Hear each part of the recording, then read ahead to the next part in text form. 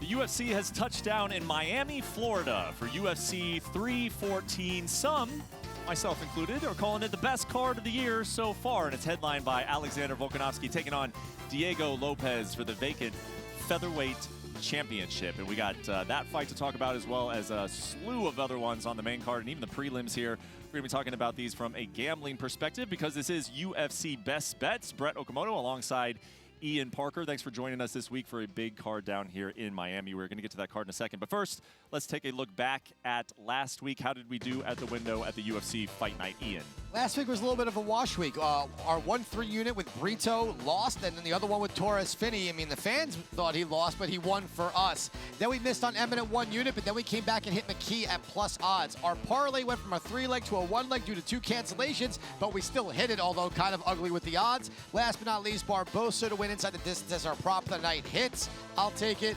Let's move on. I'm excited for $2.99. We got a lot of plays this week. Absolutely. Let's get right to business here. Alexander Volkanovski, a minus 150 favorite against Diego Lopes, who comes back at plus 125. And I will let you get to whatever you want to say about this fight, but I got to throw out there real quick. This feels like a trap to me, man. Oh, this feels like a trap. 79% of the bets, 75% of the money, all on Diego Lopes. Of course, because Volk is old.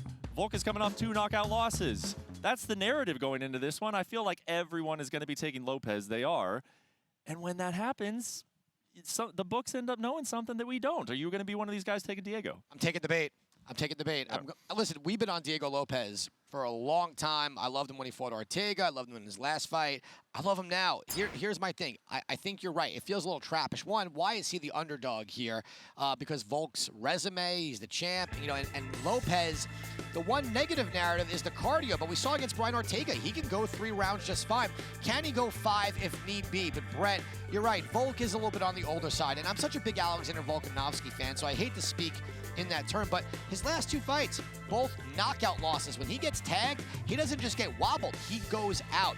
You can't tell me that when a guy gets rocked in his last 2 fights, getting up in age, and now he's fighting someone in Lopes who's younger, powerful, explosive, big for the weight class, and where he's best at in his jiu-jitsu. He doesn't even need to use it, can if he needs to. I'm going Diego Lopes at plus odds. I also don't mind the under 4.5. I don't think this is going the whole way.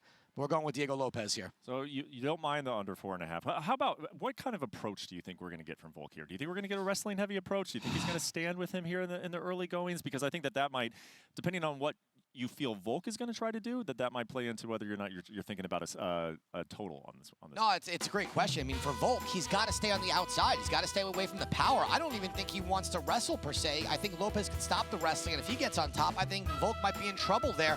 You know, Lopes has got phenomenal jiu-jitsu. He's very creative with it. We haven't had to see it that much outside of the Evlaev fight where he almost had the guy in arm bars galore. If I'm Volk, staying on the outside, I'm not engaging. I'm not letting Lopes get too close because we saw with the Topuria fight, Volk was very touchy-feely with the kicks. He was staying on the outside, but he looked like he was afraid of the power. He looked hesitant. He didn't look as confident. And as much as he's showing it because that's who he is, he's excited to be back, I think we're going to see a similar fate to what happened in the Topuria fight. Well, he looks in absolutely incredible shape. I mean, that's been one of the also narratives coming into this one, is that he is really taking this one. He wants this one badly, and you can see it in his physical condition. We'll see what happens in that main event. Let's go to the co-main event. Michael Chandler taking on Paddy Pimblett.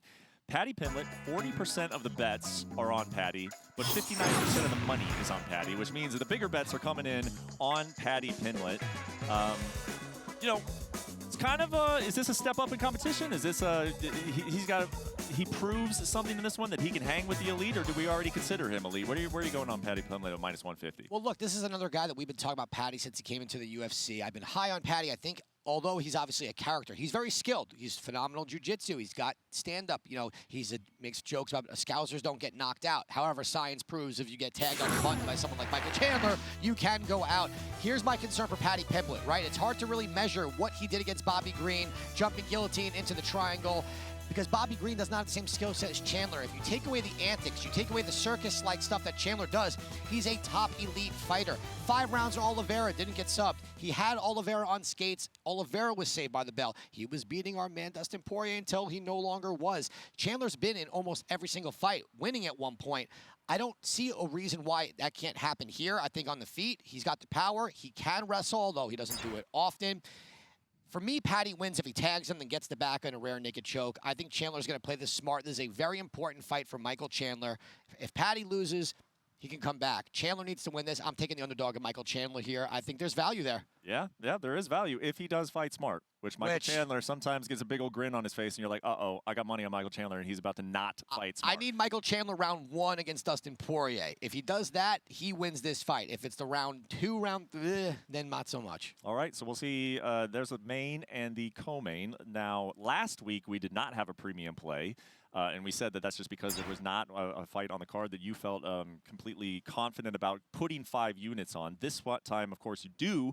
We are back on that premium play, and it is in the Sean Woodson-Dan Ige fight. Look, we love ourselves some Dan Ige here, but the reach is insane against someone in Sean Woodson. Sean Woodson's takedown defense is good. His cardio has been there, and we know that Ige gets better at rounds 2 and 3. However, I don't see how he gets a hold of Woodson here. So for me, I'm going Sean Woodson to win in over 1.5 rounds. It gets that minus 180 number down to a minus 130 where we're currently at. So for me, very playable. I'm very confident in this fight.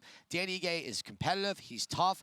But Woodson's become kind of a decision machine as well, and Ige is extremely durable. So Woodson over 1.5, that's going to be my premium play for the week, and the premium play has been doing pretty well this year. All right, so there's your premium play, but we got more best bets to talk about. Let's talk about Yair Rodriguez taking on Patricio Pitbull. Pitbull coming over to the UFC at age 37. Rodriguez minus 195 here, a little bit higher than I probably would have guessed. But what did you think this line was going to open at, and what are your thoughts on it? Yeah, the line's been going there between the minus 200 and around this number, and I kind of felt that was going to be the case, only because when you get guys that come over from other organizations, it's really hard to base how they're going to do against the top 5 in the UFC. We've gotten mixed results. You know, Chandler was one of the only guys that came in, and when he took out Hooker in his UFC debut. So for me here, I do like Yair Rodriguez. I'll tell you why. For Pitbull, if he doesn't wrestle on the feet, he's going to be at a major disadvantage in the speed, in the reach, and the overall kickboxing where Yair is really good. If he puts Yair on his back, Pitbull is very good in jiu-jitsu and good in top control. For me, let's get this number down. There's been a theme for me when I'm hitting my better plays. Yair in over 1.5 rounds. We're going to go with this one. I think this is going all 3. Yair stays on the outside. And come on, Pitbull's in the UFC. He's not coming here to just wrestle, lay, and pray. He wants to put on a show. I think Yair gets him in the striking. Okay, so we got to play on Rodriguez and the over there. Let's move on to your next best bet. It happens at the 205-pound division. Nikita Krylov, we haven't seen him for a minute. Dominic Reyes with a little bit more momentum than previous years, and he is the underdog, though, to Nikita Krylov. Krylov minus 180. Yeah, I like Krylov here. You know, Dominic Reyes did look good in his last couple of wins. He doesn't look great this week. His body looks a little softer than usual. I'm not worried about the Krylov layoff. He's an experienced fighter, very smart. I think he has more ways to win. If he puts Reyes on his back, he could get him in the jiu-jitsu department and wrestling top control. But even on the feet, I think he's a better boxer. He's just got to watch out for that one power shot from Reyes. Otherwise, Krylov beats him everywhere the fight goes. And this card is so stacked that you haven't really heard much about this fight, but it's an important one in the women's strawweight division. Number 1 taking on number 3, Yan Xiaonan versus Verna Jandiroba. And you have a best bet on this one as well. I like Jandiroba here. Look, what we know out of her is her jiu-jitsu is elite. It's internationally world class. You name it, she's done it in that department. But her striking is getting better, which if your striking gets better and you could set up your jiu-jitsu and your wrestling, it makes it more of a threat. Yan Xiaonan has literally no takedown defense. And off her back, not a threat. Where she is the threat is on the feet with her power. We saw the durability in the Zhang Weili fight, but for me, Jandiroba is getting better, peaking at the right time. This is the right opponent for her stylistically to get to a title shot. Look for Jandiroba to put her on her back and go to work. Let's go with Verna. Yep, it would be a big win for her, and she is minus 150 to do so. For our last best bet, we're going to stay with the ladies. It's a bantamweight division. Nora Cornall. Missed weight, though, by 1.5 pounds, but you still like her to win this fight as one of your best. Yeah, this is not the first time that she's missed weight. She's a very smart fighter. Where she wins on this fight is on the feet. Good kickboxer, good kicks to the legs. I believe this is going all 3. So another one we're going to take her to win over 1.5. It's going to go from minus 180 to even money. That weight miss does not bother me. The last time this happened, she won by decision all 3 rounds. So let's go Cornall to win over 1.5 at even money. We got a lot of best bets today. Yeah, drops from minus 155 to even money with that over 1.5 rounds. So that will take care of our best bets. You've already got a best bet on the Yair Rodriguez fight, but you also got a prop on this one as well. Yeah, I'm going to double down. Let's go Yair to win by decision. We're getting plus money on that. Again, for me, the durability out of Pitbull is there. This is going to be a striking battle. I don't think Pitbull takes him down. For me, Yair is going to be faster. He's been training out in Chicago, Bilal Muhammad. I have heard this guy looks in incredible shape. Is the best he's ever been. I'm going to plant my seed there. Let's go Yair by decision. All right. Well, you mentioned that we do have a lot of action. We got a lot of best bets this week. Let's take a look at all of them. We'll recap your week of action for UFC 314. Woodson in the over for the Parker's premium play, and then all the rest of these are going to be 1 unit apiece. If you want to get a little frisky and put together a 7-leg parlay with all of them, you're going to get about 9-to-1 odds, but or no, I'm sorry, yeah, 9-to-1? Yeah, you're about right. I'm squinting through the Miami sun there. 9-to-1 odds, but there you go. Plenty of best bets to keep you active at UFC 314. But we're not done yet.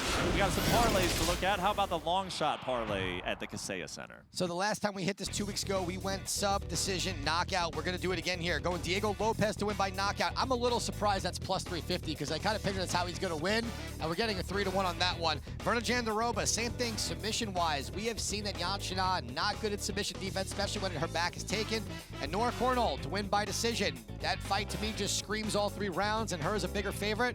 So right there, we're going to get plus 35.72 on a 3-legger method of victory long shot parlay. Yeah, I like that one. I like that one. There's your long shot parlay. And last order of business, the Parker parlay for UFC 314. Not as exciting, but we're getting plus money. We're going to go with Julian Erosa over Darren Elkins. Look, these two are going to battle it out, but Erosa, in my opinion, got more ways to win. The youth and least damage helps him here. Sumanajeri and Raposa over 1.5 rounds, and Marco Tulio to beat Trajan Gore. I would not be shocked if he wins by knockout. Plus 112 on the 3-legger. We hit the parlay last week. Let's go 2 weeks in a row in Miami. Why not? Man, this is a fun one. Sitting outside talking about this card. This was a fun show. It's going to be a fun night on Saturday. I was just talking to Ian about it. Some big moments here in Miami. Dustin Poirier with a big win over Benoit Saint Denis.